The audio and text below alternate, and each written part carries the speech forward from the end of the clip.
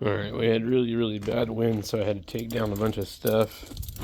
Let's see if this still looks okay. So this is a, I can't remember, diamond CP22.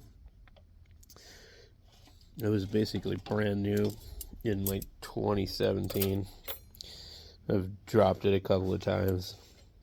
So these are now a little bit crooked, a little bent. That one looks pretty good. So anyway, these are annoying because you can't adjust these antennas without cutting them. And it's a stacked collinear, so you have this element here all the way to here, and I think there's like a capacitor in here, and you have this other piece. So it's called a stacked 5/8. So I guess this is a 5/8 element here. That looks a little bit long. It looks really long. I mean, if we were to take a tape measure and measure that, I've got this here to stop the water from going into this pipe, but I don't think it really works. And also, it kind of, I used to have it mounted up higher on the end of this, but I moved it down. So yeah, that's really funny because that's really long for a stacked 5/8. That's definitely longer on the bottom by far. But we did cut off maybe, I don't know, maybe about like that much.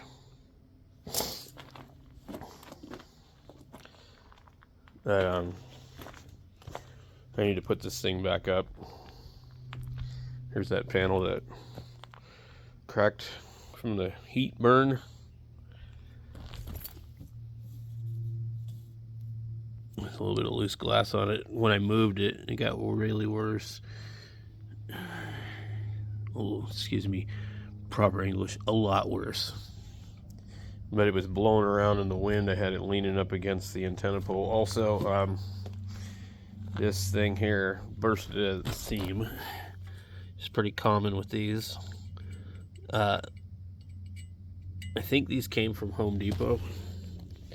No, these ones came from Lowe's. And rather than throw them away, what I do is I bang them back into shape and I clean them up, and I pull out my welder and I weld them. And I've got a couple that I've welded many times. What happens is they sit there and they flex back and forth, and wherever they bend, they split. And they're still good. They're just not, every single one of them that I have done that. So I don't buy them anymore. They're too thin. They're not properly seamed. I painted this one just so it wouldn't stand out. But anyway, we got a bunch of painting to do too. Like, well, this crap here is like this is where it was. I had it going up over here. I gotta repaint this whole thing. I don't have enough time to do all this stuff. It's crazy. So anyway, yeah, this one split. So we're gonna put this one back up, but this is actually better stuff. This is conduit right here. See if we can see it. It's called Silver Slick, the stuff they use. Anyway, I've had really good luck with the conduit. It's way thicker. Here it is, right here.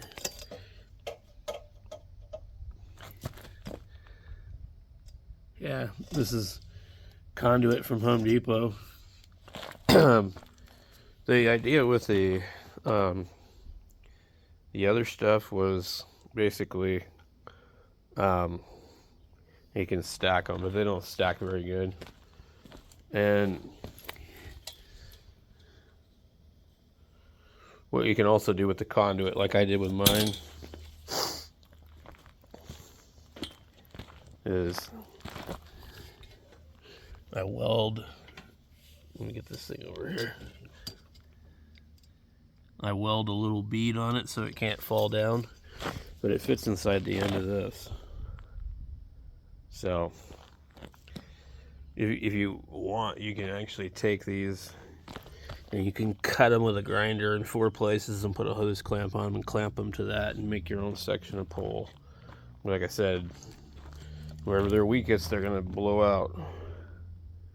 So I don't really feel like dealing with this right now.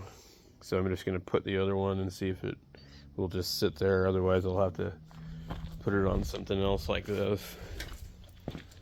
And it's just for 2 meters, and I'm not even on the radio on 2 meters. And then I have the Hustler over here. And just got it leaning there in case I want to use it. It's always been kind of a okay antenna, but not good enough to really want to use. Better than nothing. So anyway, I'm going to put this thing back up, I guess, and see. I'm just going to put it here temporarily to get it out of my way.